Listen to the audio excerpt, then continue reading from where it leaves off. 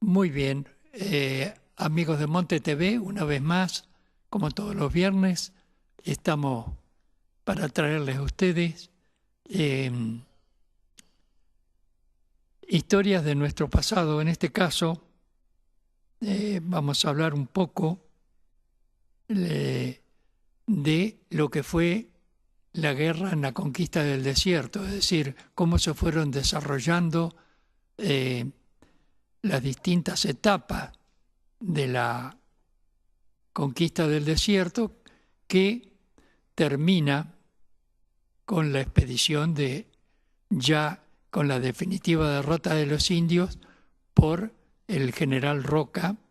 que conquistó definitivamente el desierto. Pero antes de la expedición de Rojas, veremos del general Roca, veremos cómo fueron las batallas que hubo, los diferentes intentos de terminar con el indio, ya sea a través de convenios de pacificación y demás, que los indios con toda picardía aceptaban y después hacían todo lo contrario, tratando siempre de aventajar al cristiano. Y bueno, cosa que en algún momento lograban, en otros no, especialmente porque quienes los combatían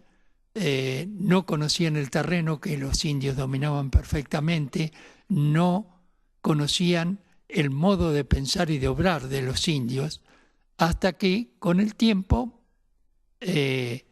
todo eso se fue haciendo un poco más del conocimiento de la gente que intentaba avanzar las fronteras hacia los territorios que habían pertenecido a los indios. Así que, en primer lugar, y antes de comenzar, quiero agradecer a una señora que me dijo que ve el programa. Yo no recuerdo su nombre, pero nos encontramos a la pasada frente a la panadería El Sol, y allí esta señora me dijo que le gustaba el programa, que lo veía. Yo no la conozco, pero le agradecí y debo decir de que uno no hace este programa esperando recibir el reconocimiento de nadie, solamente ayuda y es un aliciente saber que hay gente que lo mira y que le gusta y que a veces puede no estar de acuerdo con lo que decimos, pero que por lo menos lo miran. Y bueno, es un aliciente para uno, porque creo que estos hechos no deben de permanecer en el anonimato, tienen que ser conocidos, tienen que ser del conocimiento en lo posible de la mayor cantidad de gente que quiera empaparse de esto. Para ello hace falta algo como esto, que en la medida de mi modesto conocimiento que voy tomando de distinta literatura, llegue al conocimiento de quienes hoy vivimos en esta zona, que fue teatro justamente de la guerra de la conquista del desierto. Hoy yo tomo como modelo, o tomo los conceptos básicos de lo que vamos a decir hoy, de la historia del desierto del coronel Orlando Punzi. Así que vamos a decir entonces que la semana pasada dejamos en algunos episodios de la llanura de la conquista del desierto. En este caso, este desierto que coronel Punzi denomina desierto pampeano patagónico, como en este libro autoría de la autoría de este coronel, que, vuelvo a decir, se llama Historia del Desierto, pero que contiene no solo la historia del desierto patagónico es interesantísimo conocer un poco cómo fue la conquista del Chaco por parte de las fuerzas nacionales. El libro de este señor, tenemos ahí un mapa, hoy nos vamos a referir en la parte que corresponda a la campaña que hizo Rosas al desierto, y el mapa que acompaña a esto que estoy hablando está tomado del libro del coronel Punzi. Así que hemos de decir que antes de entrar en el tema de hoy, digamos que es esclarecedor conocer el motivo que impulsó al autor de esta historia de las conquistas de los desiertos pampeano-patagónico y la conquista del Chaco. El motivo no es otro que dar a conocer el desarrollo de esta larga contienda, al tiempo que rinde homenaje a quienes dieron forma y sentido al país actual en aquellos tiempos. Estos hechos tuvieron como escenario, en el caso de hoy, la franja o tierra de nadie que separaba las zonas civilizadas de las que estaban en poder de los indígenas. Fue una guerra librada entre dos culturas distintas, dispares y de medios bélicos y estrategias diferentes. A la superioridad de armamento de los soldados se oponía el número de los indios y más aún su conocimiento del terreno de operaciones. Tal es así lo que es el desconocimiento del teatro de operaciones, que en una oportunidad, dentro acá de la provincia de Buenos Aires, creo que más precisamente en la zona de Tandil, o más allá hacia Guaminí, lo que es hoy Guaminí, una columna que entraba persiguiendo a los autores de algún malón en algún momento, tratando de rescatar cautivos, haciendas o lo que pudieran, los indios en su huida eligen el terreno por donde huir, y ellos que viajaban una parte, la que llevaba haciendas y todo eso, tomó por otro lugar, por otra rastrillada que le llamaban, y una parte tomó por terrenos que le llamaban guadales, que son terrenos arenosos que en época de grandes lluvias se tornan prácticamente muy cenagosos, son como ciénagas. Entonces, los que iban a caballo pudieron pasar perfectamente. Y quienes los venían persiguiendo, las tropas que los venían persiguiendo, casi teniéndolos al alcance de la mano, se introdujeron también en el Guadal y traían unos cañones, traían 2 o 3 cañones. ¿Y qué les pasó?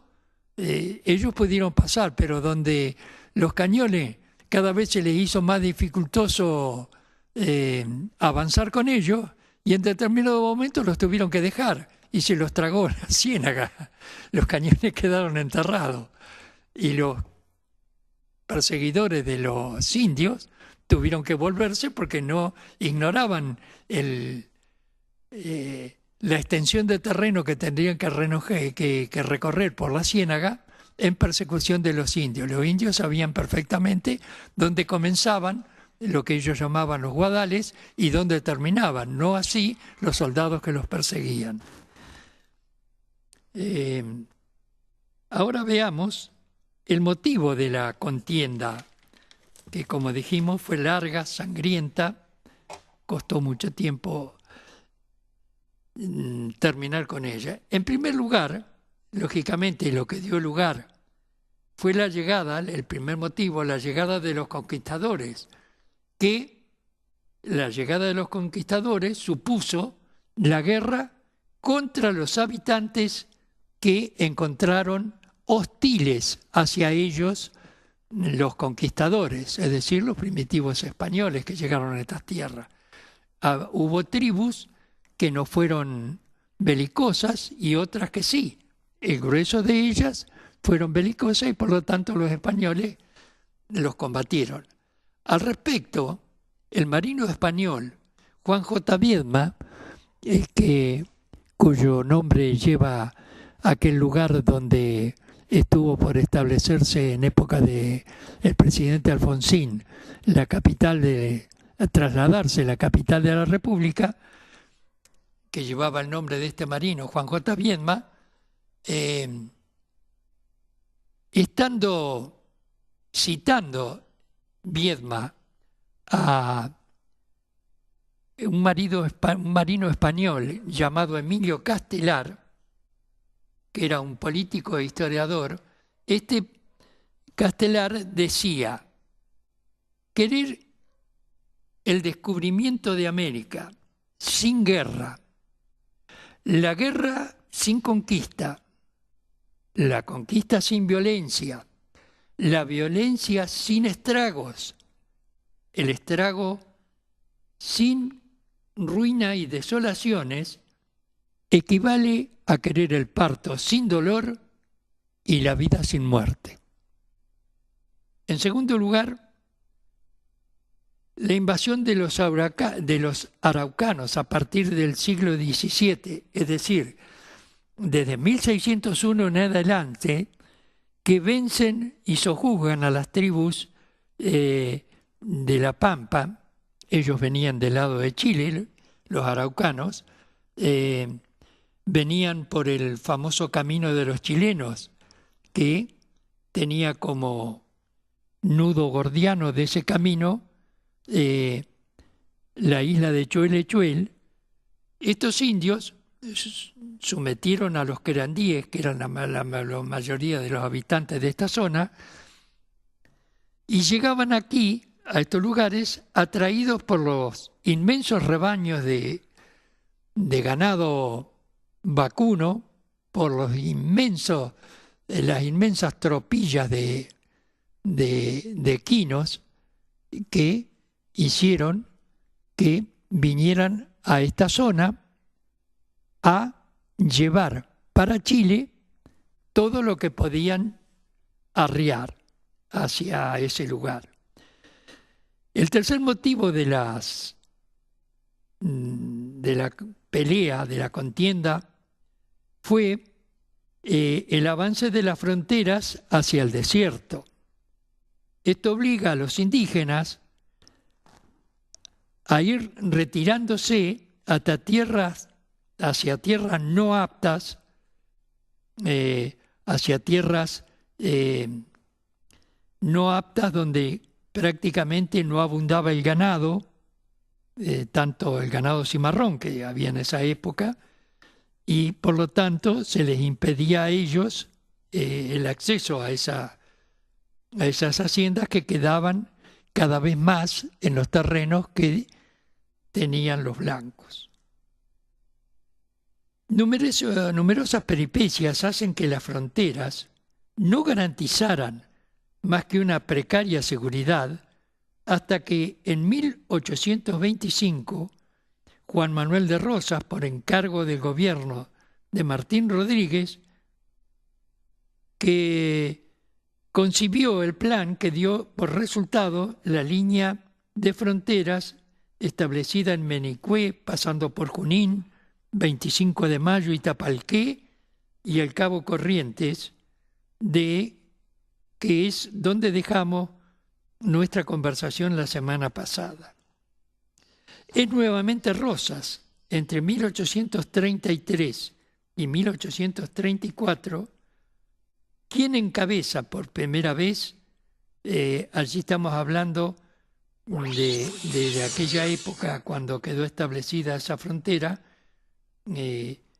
fue una seguridad precaria que más de una vez Martín Rodríguez hizo 3 expediciones al desierto, pero con no con resultado positivo porque no estaban bien organizadas. A lo sumo llegaron hasta Tandil y debieron volverse, ya sea por las hostilidades de los indios, por la falta de pastos, por la falta de quedarse, al no haber pastos se quedaron sin cabalgaduras y demás. Es entonces Rosas quien encabeza entre 1833 y 1834 una expedición netamente ofensiva, antes que nada, porque las otras expediciones eran defensivas más que nada. Esta expedición de Rosas, perfectamente organizada y equipada para desalojar a los salvajes en La Pampa, Mendoza, San Juan y Córdoba. Esta expedición organizada por Rosas tenía por 3 columnas que estaban organizadas desde distintos lugares que ahora vamos a ver para avanzar sobre los indios y obligarlos a retirarse por el paso del famoso paso de los chilenos, cuyo nudo gordiano era la isla de Cholechuel. Era para obligarlos a retirarse por ahí de la cordillera, dominar toda la zona del Río Negro y el Río Colorado y de esa manera quitarle a los indios, teniendo la posesión de la isla Cholechuel, quitarles el manejo de que tenían los indios chilenos de toda nuestra pampa para llevarse el ganado que quisieran, cuando quisieran o cuando estuvieran dispuestos a hacerlo. Rosas organiza esas 3 columnas en arreglos con, ahora vamos a ver, y nombró como jefe general de esta campaña a Facundo Quiroga, que no la ejerce, pero sí acepta tener el mando de todas las fuerzas. La primera columna que comienza a desarrollarse, Rosas, después de su primer gobierno, concibe este plan de 1833 y 34, y el avance se dividió entonces en 3 fracciones. La primera partió desde Mendoza, al mando del brigadier general Aldao, con 400 jinetes y 400 infantes montados. La segunda columna es la del centro y parte desde San José del Morro, en San Luis, mandada por el general José Luis Huidobro, con 1000 plazas de caballería. La tercera columna es la que parte desde aquí, desde Monte, al mando de Rosas,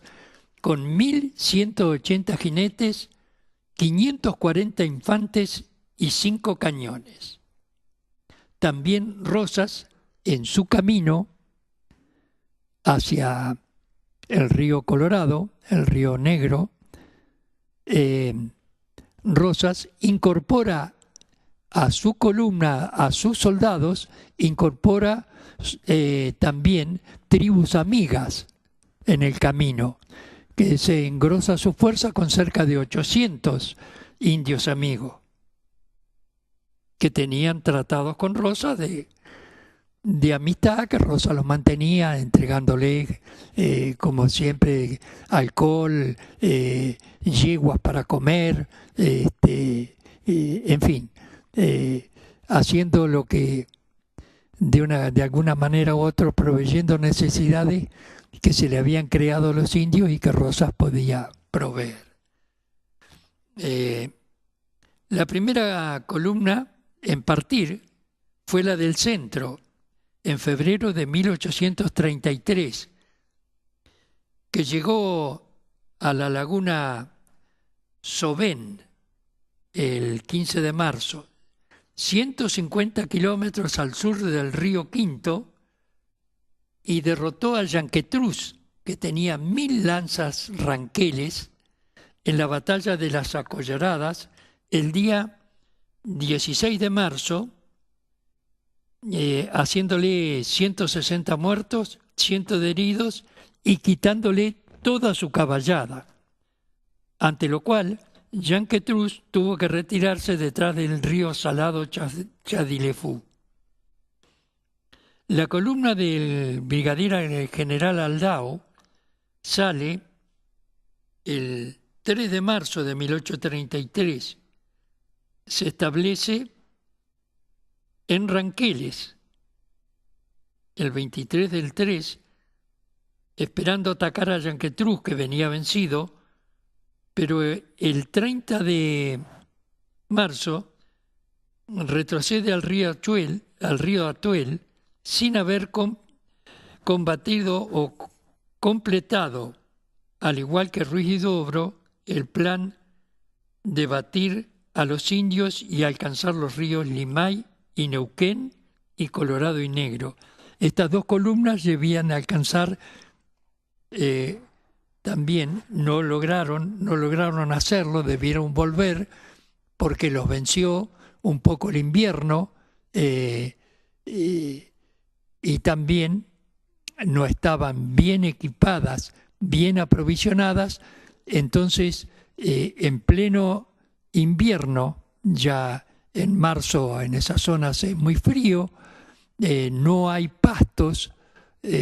como para alimentar las caballadas, y entonces los caballos se murieron muchos en el camino. Las caballadas que montaban los soldados de Huidobro y Aldao tampoco estaban en buenas condiciones. Los indios se retiraron, no les dieron alcance, salvo algunas pequeñas escaramuzas, así que los indios tomaron hacia la cordillera sin brindar grandes batallas, salvo aquella donde Yanquetruz fue vencido y debió huir. Rosa, que partió ya dijimos, de aquí de Monte, en 1833, también en marzo de 1833, conocedor del clima, la geografía y el modo de defenderse de los salvajes,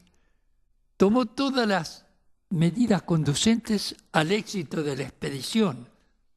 para lo que abastece e instruye a sus tropas, confecciona mapas y cartas del desierto para poder guiarse. Salió, como dijimos, el 22 de marzo de aquí, de lo que es hoy nuestra ciudad de Monte, cubriendo del modo previsto las varias etapas para encontrarse el 11 de mayo de 1833 instalando su campamento en Médano Redondo, más allá de Bahía Blanca. Desde allí, y de acuerdo a lo planificado para su columna, parte el general Ángel Pacheco, bordeando el río Negro, hasta más allá de la confluencia con el Limay. Otra tropa, al mando del comandante Ramos, sigue el curso del Colorado, tratando de encontrarse con las columnas de Aldao, pero ya Aldao se había retirado cuando llegan las tropas, así que las tropas de Ramos. Por lo tanto, no pudiendo encontrarlos, Ramos se vuelve, pero completa el objetivo que tenía. Otras columnas que salen de allí de donde está el campamento de Rosas, en Río Colorado, proceden a limpiar la pampa, por ejemplo, capturando en las salidas grandes al cacique Yanquimán, y también librando, también se dirigen a las Salinas Grandes y demás, en todos esos lugares donde había pequeños asentamientos de los indios que tenían pequeñas tolderías, especialmente en la zona de Salinas Grandes, porque tengamos en cuenta que Buenos Aires, ya antes de las campañas, cuando se descubre que había sal en Salinas Grandes, que está en el límite entre La Pampa y Buenos Aires, desde Buenos Aires, porque no había sal. La sal, si había, tenía que traerla a los españoles desde en los barcos. Después se descubrieron algunas salinas en la zona de mar de lo que es actualmente Brasil, en alguna bahía por ahí, pero que quedaba muy mal para traerla a Buenos Aires. Así que Buenos Aires carecía de sal si no venían desde España. Cuando se descubre que hay sal aquí en las Salinas Grandes, pasan a ser un objetivo porque era muy importante. Las primeras expediciones que pudieron hacerse se hicieron negociando con los indios el permiso de ellos para venir, y en ese caso se hacían expediciones que venían con unas 250 carretas para llevar la sal, que era el consumo prácticamente de todo el año de la ciudad de Buenos Aires y de sus zonas de influencia. Así que una vez al año se hacían estas expediciones a las Salinas Grandes. Entonces las Salinas Grandes también fueron un objetivo a conquistar, porque desde ese momento ya no había que negociar más liberando estas zonas cercanas a las salinas o cercanas a la frontera, que quedaran dentro de la frontera nueva a establecer. Ya no era necesario negociar nada con los indios, sino que directamente se podía explotar las salinas. Por eso la zona de Salinas Grandes también mereció que Rosas, desde el cerro donde se encontraba, ahí en Médano Redondo, enviara tropas a librarla de indios. Así que Ramos logró hacer eso, volvió después una vez cumplida su misión, volvió nuevamente a Médano Redondo.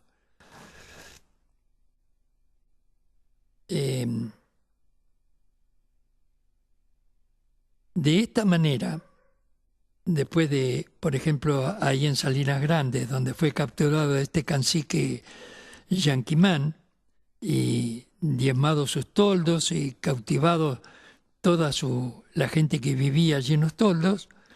los que pudieron huyeron a refugiarse, siempre tratando de ganar el camino de los chilenos para asegurarse la fuga hacia Chile. Pero cuando llegaron allí ya se encontraron con que las tropas de Rosas, que estaban al mando del general Pacheco, ya habían dejado en esa zona, se habían apropiado de la isla Choel y dejado allí una guarnición, con lo que ya no pudieron, debieron entregarse, someterse al dominio de Rosas, que les prometió siempre un trato. Rosas no era simplemente, los combatía a los que no se entregaban, a los que no o lo hostilizaban a él. A los que se comprometían a vivir en paz, lo único que les exigía era justamente eso, el cumplimiento de su palabra, que los indios siempre trataban de,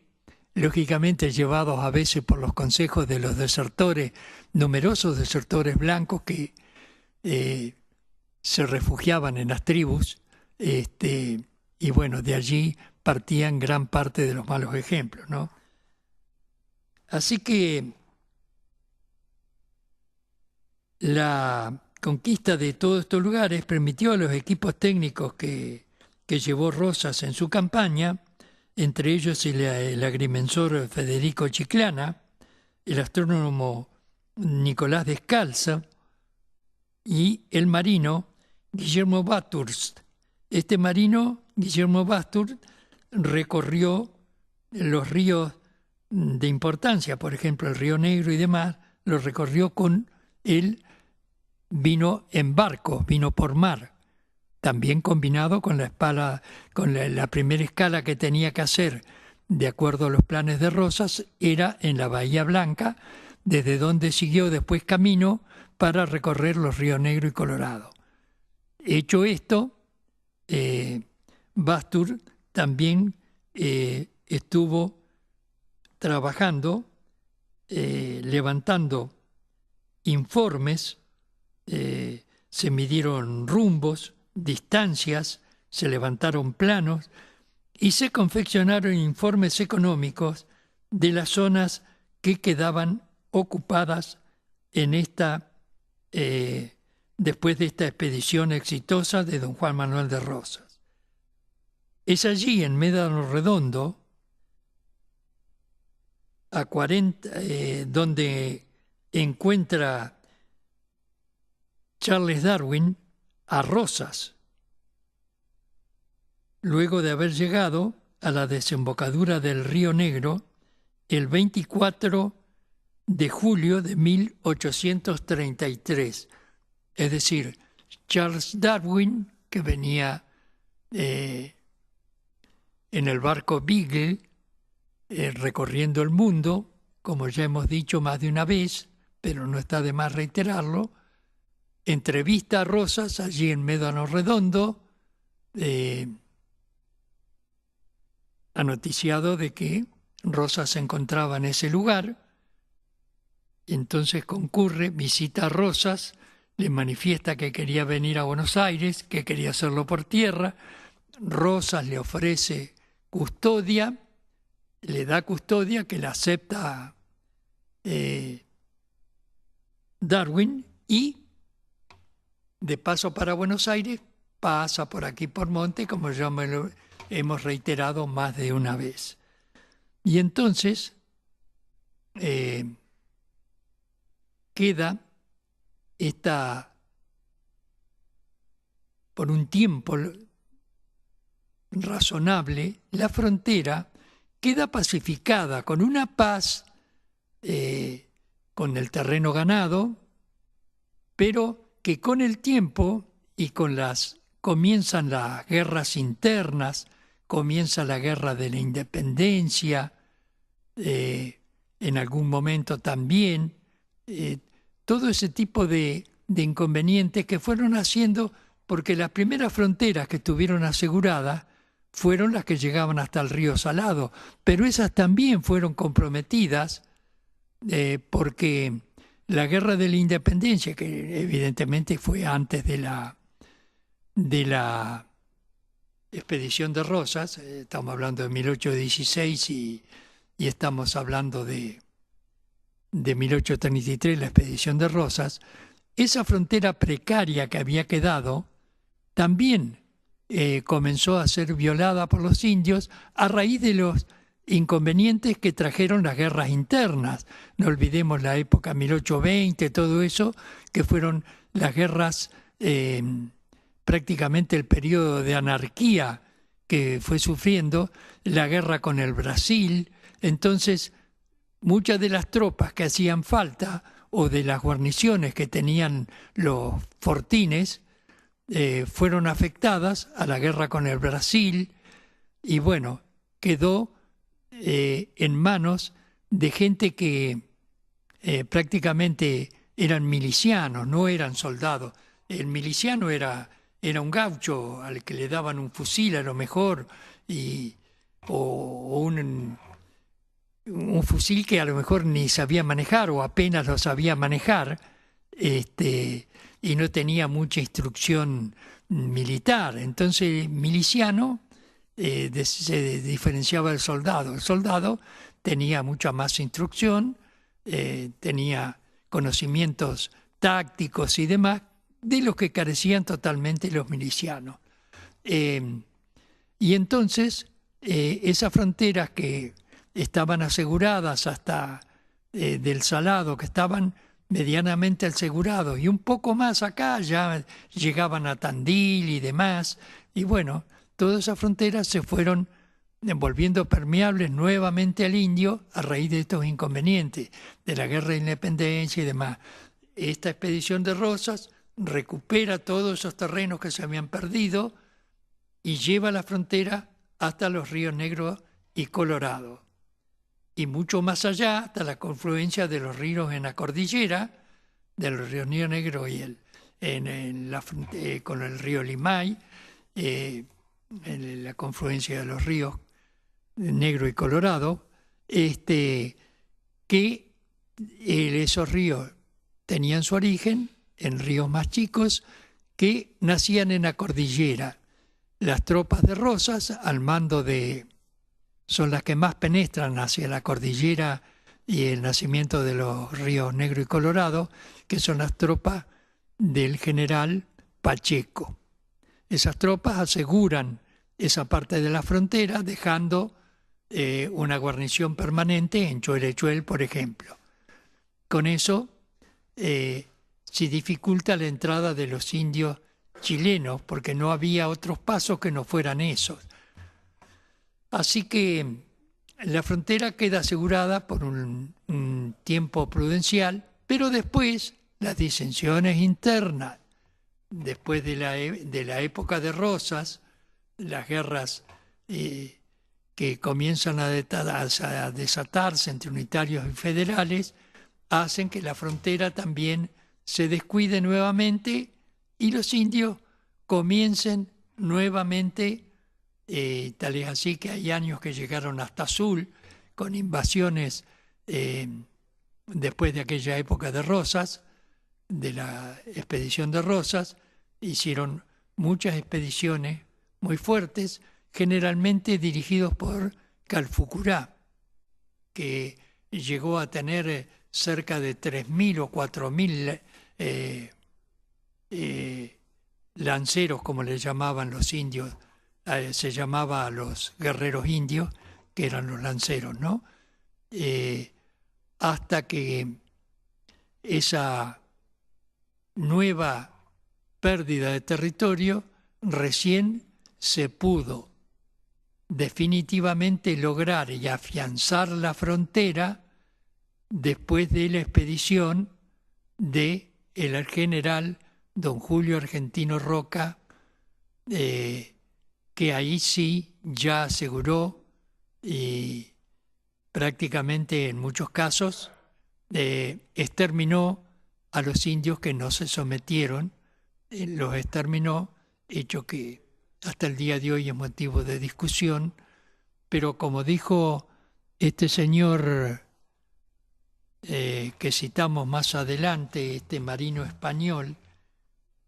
que decía, lo vuelvo a repetir, querer el descubrimiento de América sin guerra, la guerra sin conquista, la conquista sin violencia, la violencia sin estragos, los estragos sin ruina y desolaciones, equivale a querer el parto sin dolor y la vida sin muerte. Y yo creo que es un concepto que también lo podemos aplicar a la conquista del desierto por parte del general Roca. Esas tierras que estaban incultas totalmente son las que cimentaron la grandeza de aquella Argentina del año 20, del año 16, cuando Argentina llegó a ser el 6º país del mundo. Es decir, la guerra de conquista, desgraciadamente, son así. No podemos retrotraer a nuestra época las realidades de aquel entonces. Nuestra realidad de hoy sí nos impediría iniciar una guerra de ese tipo, pero aquella época era totalmente distinta de la de hoy. Entonces, lo que sucedió en aquel entonces no pudo suceder de otra manera. No podemos aplicar los criterios que tenemos hoy,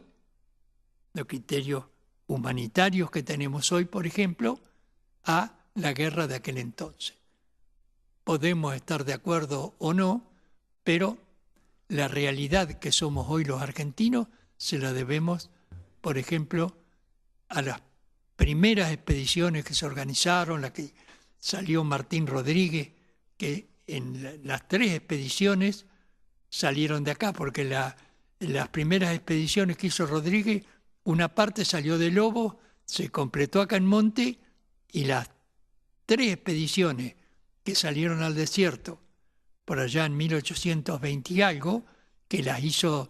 Martín Rodríguez, todas ellas salieron de acá de Monte. La expedición de Roca partió de Azul. Y bueno, Monte estuvo presente en lo que fue la conquista del desierto. Mucha gente, muchos vecinos de Monte habrán dado su vida en la conquista del desierto, y hoy nosotros evocamos la memoria de ellos y les agradecemos aquello que hicieron hace tantos años atrás para que hoy nosotros vivamos en una tierra que, si bien es cierto, no será lo ideal que podría ser, es la que tenemos, y más que nada es la que hemos sabido hacer, con culpa o sin culpa. Es hoy lo que es Monte, lo que es la República Argentina, es lo que hemos sabido hacer de ello, o lo que han sabido hacer los sucesivos gobiernos. Con aciertos, con errores, como seguirá sucediendo en adelante. Y cuando se habla a lo mejor de las épocas actuales, se señalarán aciertos, errores, horrores también, que los hay en esta época, dentro de muchos años, cuando se hable de la historia que hoy estamos contando nosotros acá. Veremos la semana que viene algún desarrollo más de la campaña de Roca, o lo veremos después, tal vez también el desarrollo de la conquista de lo que fue el Chaco, totalmente distinta a la conquista que fue de nuestra zona del desierto patagónico o del desierto pampeano patagónico. La conquista del Chaco fue distinta. Fue cruenta también porque hubo que luchar, Así que de esta manera ponemos fin a la columna. Les agradezco la atención y volveremos entonces el próximo viernes a esta misma hora. Nuevamente muchas gracias y buenas tardes. ¿Cómo? No, ¿por qué 2 programas? ¿Fue muy largo?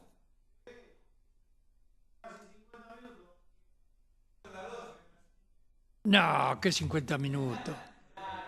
No, son 30 minutos más o menos. 30 minutos más o menos.